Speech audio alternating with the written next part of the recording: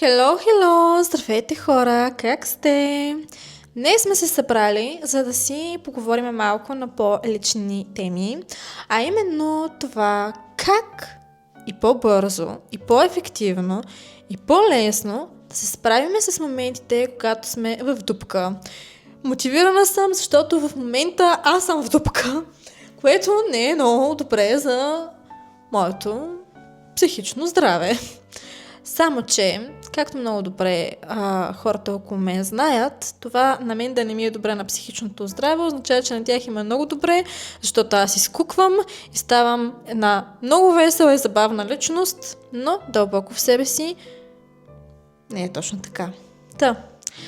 Ще се опитам да ви кажа моите топ 5 неща, с които, честно казано, аз така да се каже, си помагам на психичното здраве, да се чувствам по-добре, да се чувствам по-уверена, по-силна дори и по-с наместила чакрите, което е много важно. Така, номер 1. Момиче, ако мислиш да седиш само по пижама, да си с възможно най-чорлавия вид, неугледна, няма да стане така. Стани си от дупето, отиди, изкъпи се, въведи се малко в човешки вид, гримирай се, сложи си най-хубавото червило, в случая може би дори червено червило, в зависимост от това, което на теб ти е окей. Облечи някакви по-прилични дрехи и излез от пижамата, нищо, че в момента аз буквално съм с пижама, но който ме познава знае, че аз снимам обикновено винаги по пижама. Отгоре изглеждам окей, ама отдолу може и друго да е. Просто хора, погрежете се за външния си вид. Да, не всеки може да стане в момента и да свали 150 кила и да се чувства, че всичко му е окей, но това, което можеш да направиш е просто гримирай се, облечи се и със сигурност ще ти дойде малко от малко настроение и желание за живот. Със сигурност има моменти, в които, не знам дали сте го усещали, но аз го усещам доста редовно вече, между другото. Когато си в дупка, имаш нужда малко да се облечеш и да се понаконтиш. Но когато, честно казано, си доста добре и доста нямаш абсолютно никакви проблеми, честно казано, хора, аз излизам по пижама по улиците, даже това е лято, есен, бях даже минала левела на клошарство и дори бях започнала да си правя маска на косата вечерно време и просто я приглаждах така много хубаво, приглаждахме кокоса и излизах навън. Което това си трябва екстра самочувствие, но когато го нямаш това самочувствие, просто гледай поне визуално, имитирай. Това винаги преди съм си го казвала. Имитирай, докато стане истина. А то рано или късно ще стане истина. Второ нещо. Миличка, седни и направи нещо смислено с живота си. Ако очакваш, че нищо няма да правиш и нищо няма да действаш, няма да стане. Криво ти е. Зарязали са те. Уволнили са те. Каквото и да било. Измисли си някакъв план за действие. Когато си измислиш някакъв план за действие, обикновено ти вече си по-мотивирана. Имаш някаква идея какво трябва да се случи в живота ти, имаш някаква цел и колкото и да ти се лежи в кревата, ти си знаеш, там някъде седи нещо и трябва да го свършиш. И когато го свършиш, честно казано, ти се чувстваш в пъти по-добре. А честно казано, когато постигнеш някакви неща, това ти дава много голяма доза увереност. Аз, примерно, съм точно така. Който също ме познава така от по-предни видеа или по принцип ме познава, знае, че аз се бях захванала с един много стабилен ремонт. Честно казано, аз в началото на ремонта бях в невероятна депресия по ред причини.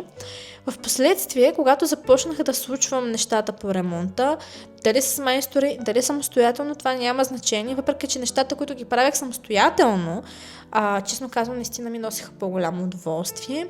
И хора, аз придобих едно самочувствие, което сега, не че се хваля, но не много хора имат. В крайна сметка аз съм на 26 години. 27. Тази мисъл не ми хареса. И когато имаш самочувствието, че ти можеш да се справиш с някакви неща, които по принцип обикновеният човек не че не може, но няма да тръгне да ги прави, хора, това ви дава много екстра самочувствие. Много екстра самочувствие. Трета стъпка. Миличка, ако усещаш, че дадено нещо те мъчи, махни го от живота си. Просто си направи една чистка. На приятели, на гаджета, на работодатели, на каквото и да било. Честно казано е доста освобождаващо на моменти да си направиш една стабилна чистка в живота. Аз съм правила няколко и то бяха стабилни. Усещам, че скоро може би ще има нова чистка в живота. Сори на потърпевшите, ама... Нали, много сте ми милички, много сте ми сладички, ама който погине, погине. Това е за сметка на емоционалното здраве и стабилност. Хора, просто прочистете от негативната енергия. Хората много могат да крадат от енергията, което кому е полезно, кому е нужно, на никой. Най-вече на теб, особено ако не се чувстваш добре около хикс човек. Номер 4. Знам, че всеки спада в дупка. Честно казано, аз имам едно решение, когато съм наистина в много стабилна дупка. А именно, да се отиде някъде сред природата. Това за мен е просто next level. Миналата година направих нещо подобно за една седмица. И като ви казвам да се отиде някъде сред природата, нямам предвид да отидеш на някое газарско място с всички удобства на света. Дори напротив, имам предвид, отиди някъде забита в гората или забита на морето, зависи кое ти е по-приятно и в какъв сезон си. Пък и сега, ако мога да си позволиш да си забита някъде на Малдивите, не е лошо. Но идеята е, просто остави си телефона, остави си лаптопа, остави всичко, което реално те разсейва от природата. Изключително много неща нас ни ми разсейват от природата. Опитай се да се заземиш. Какво имам предвид? Не сте ли усещали, когато примерно ходите по пясъка, така, с босите краченца, колко всъщност добре се чувства човек? Ами опитайте да го направите това по тревата. Дори нещо да ви бъцка, какво толкова. В крайна сметка това чувство е много успокояващо. А когато си в дупка, честно казано, имаш нужда от спокойствие. И то от много стабилно спокойствие. Другото, което нямаш нужда от някаква луксозна стая, в която да спиш с хилядите екстри. Възможно най-простичкия живот, който можеш да направиш. Дори простичка храна. Няма нужда да ядеш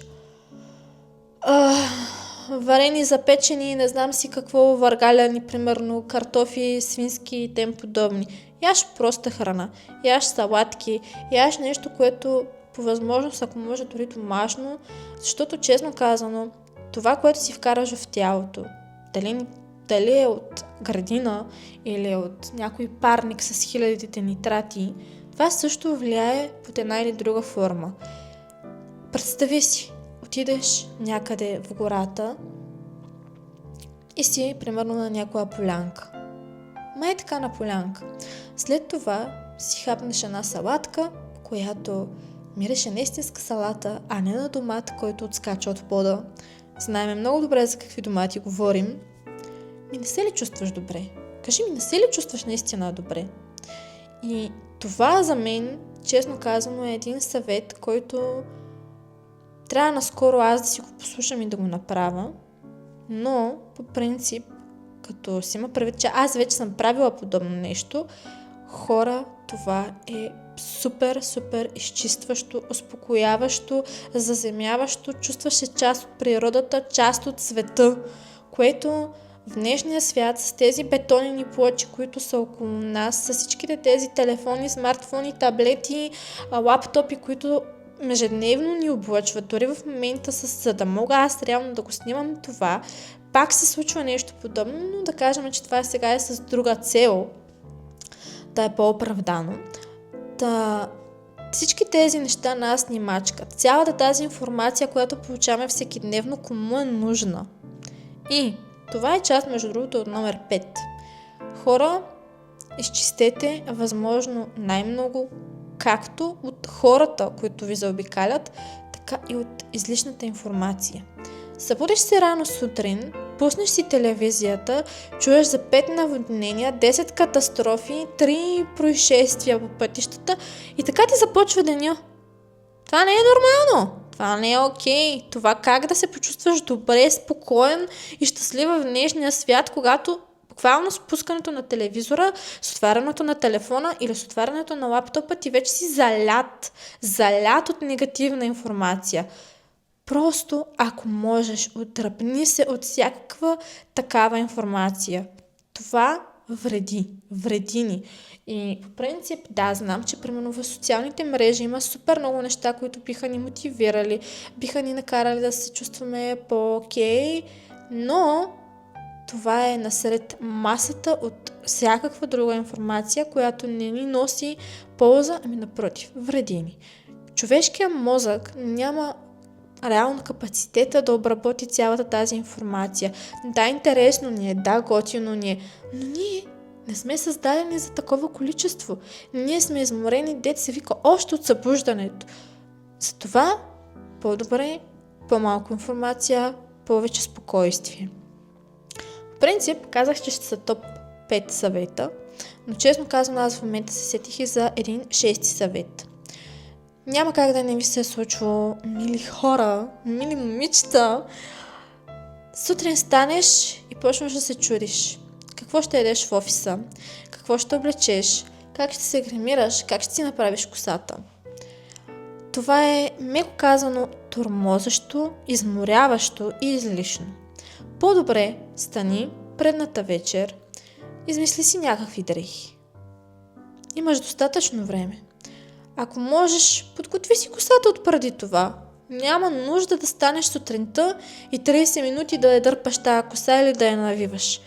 Измисли си някаква опция, защото дори имаше някъде изследвания. Броя решения, които взимаме ние на ежедневна база, е определен брой. И ние още от сутринта схабяваме много голямо количество от тези решения, които ние така или иначе ще направим днес. По-скоро, това, което аз бих ви посъветвала, наистина, сведете до минимум сутрешните решения, за да може реално да ви остане по обед, по следобедно време, достатъчно време, в което ние да можем да взимаме адекватни и правилни решения за нас или за околните, в зависимост от това дали сме с семейство, дали сме на работа, дали сме си само ние, това няма абсолютно никакво значение. Но ако искаш ти реално следобедно време да не си като изцеден лимон, това би било едно много полезно качество, а именно просто сведи решенията до минимум. Оптимизирай си достатъчно добре деня, за да не ти се налага от сутрин рано да мислиш някакви неща, които са абсолютно базисни. Това е излишно. Мили хора, надявам се тези мои съвети да са ви били полезни. Ако трябва да съм честна, съвет номер 4 ми е абсолютно топ. Просто който може да си позволи да отиде някъде в гората или на море или без телефони, без интернет, без някакви заобикалящи излишни работи, без сутрин да стане и да трябва да слуша телевизора какво му казват, без да трябва да мисли рано сутрин за 1000 решения, които трябва да вземе. Това е една страхотна почивка. Хора, пробвайте. Много е освобождаващо. Идва ти сила, идва ти енергия, идва ти спокойствие. Спокойствието е изключително важно, особено ако си супер напрегната, супер изтощена, супер нецентрирана и не се чувстваш ти и си извън кожата си. И в момента, честно казано, това си го казвам и на себе си. Няма да ви лъжа. Аз не се чувствам особено в кожата си и трябва да се направи нещо по въпроса. Надявам се да съм ви била поне малко полезна, поне малко интересна и се надявам да се видим следващия път. До нови срещи! Чао!